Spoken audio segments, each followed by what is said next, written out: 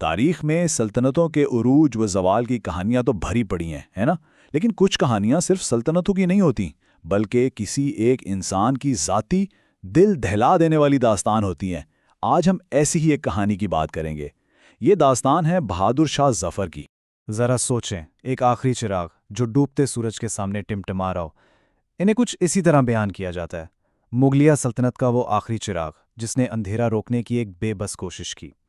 اور سچ پوچھیں تو یہ ایک جملہ ہی ان کی پوری زندگی اور جدوجہد کا نچوڑ ہے۔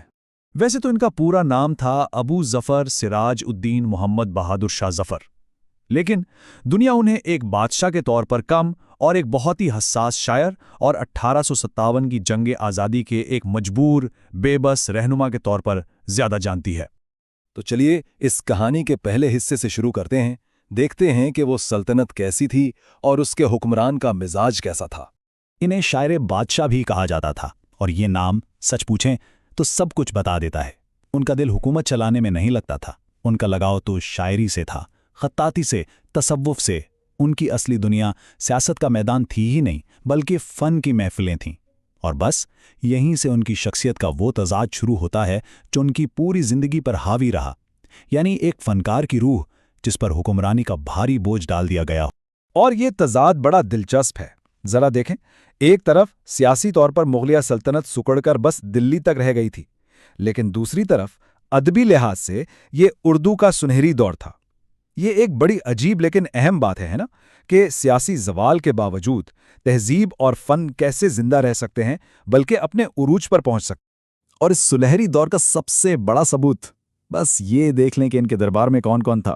ہم بات کر رہے ہیں مرزا غالب اور شیخ ابراہیم ذوق جیسے بڑے ناموں کی۔ یہ اردو شاعری کے آسمان کے وہ ستارے تھے جو اس وقت چمک رہے تھے۔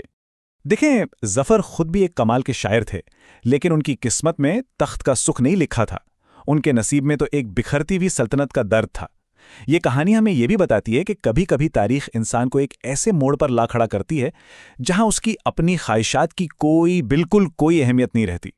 اور پھر تاریخ نے ایک ایسا موڑ لیا جس نے ان کی قسمت پر ہمیشہ کے لیے مہر لگا دی۔ یہ تھا 1857 کا وہ تاج جو وہ کبھی پہننا ہی نہیں چاہتے تھے۔ سب کچھ اتنی تیزی سے ہوا کہ کسی کو سمجھ ہی نہیں آیا۔ 10 مئی کو میرٹھ سے بغاوت کی چنگاری اٹھی، اگلے ہی دن 11 مئی کو باغی سپاہی دہلی میں تھے، اور 12 مئی تک بادشاہ کو اپنا رہنما بنا لیا گیا۔ سب کچھ بس 2 دن میں ہو گیا۔ اور اس وقت بادشاہ کی عمر کتنی تھی؟ اندازہ ہے 82 سال، 82 ایئرز۔ ایک بوڑھا کمزور انسان جس کے کندھوں پر اچانک پورے ہندوستان کی بغاوت کی ذمہ داری ڈال دی گئی۔ اب ظفر کوئی نادان تو تھے نہیں، وہ جانتے تھے کہ یہ راستہ کتنا مشکل ہے، کانٹوں سے بھرا ہوا۔ انہیں معلوم تھا کہ کامیابی کا امکان تقریباً 0 ہے، لیکن پھر بھی انہوں نے شہنشاہ ہند کا لقب قبول کر لیا۔ کیوں؟ کیونکہ وہ ایک علامت بن گئے، ہندوستان کی ایک پہچان کی، اور اسی ایک فیصلے نے ان کے ذاتی دکھ کو ایک قومی داستان بنا دیا۔ یہاں سے کہانی کا رخ ایک المناک انجام کی طرف مڑتا ہے۔ بغاوت ناکام ہو جاتی ہے اور پھر شروع ہوتا ہے ایک بادشاہ کے زوال کا بے رحم سفر۔ اور یہ المیہ ایک دم سے نہیں آیا، بلکہ قدم بقدم سامنے آیا۔ پہلے جنگ آزادی ناکام ہوئی، پھر بادشاہ کو ہمایوں کے مقبرے سے گرفتار کر لیا گیا، اور اس کے بعد ان کے بیٹوں اور پوتوں کو بے دردی سے مار دیا گیا۔ لیکن اس پورے زوال کا سب سے دردناک، سب سے ہولناک لمحہ ابھی باقی تھا، ایک ایسا غم جو شاید کسی کے تصور میں بھی نہ آ سکے۔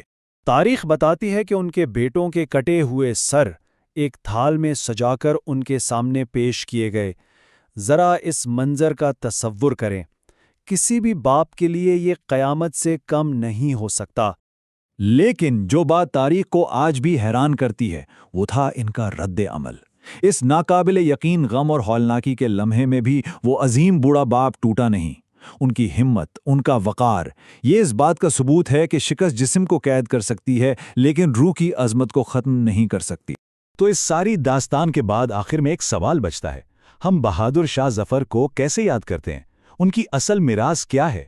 تو کیا وہ صرف ایک کمزور بادشاہ تھے، یا وقت کے ہاتھوں مجبور ایک بد نصیب شاعر؟ شاید اصل سوال یہ ہے ہی نہیں۔ اصل سوال یہ ہے کہ کیا ایک فنکار کی حساسیت ظلم کے سامنے کمزوری ہوتی ہے، یا انسانیت کی سب سے بڑی طاقت؟ بہادر شاہ ظفر کی کہانی صرف تخت و تاج کی شکست کی کہانی نہیں ہے، یہ اس روح کی عظمت کی کہانی ہے جو ظلم کے سامنے بھی شیر کہہ سکتی تھی، اور شاید ان کی میراث اسی سوال میں چھپی ہے جس کا جواب ہر دور کو خود تلاش کرنا پڑتا ہے۔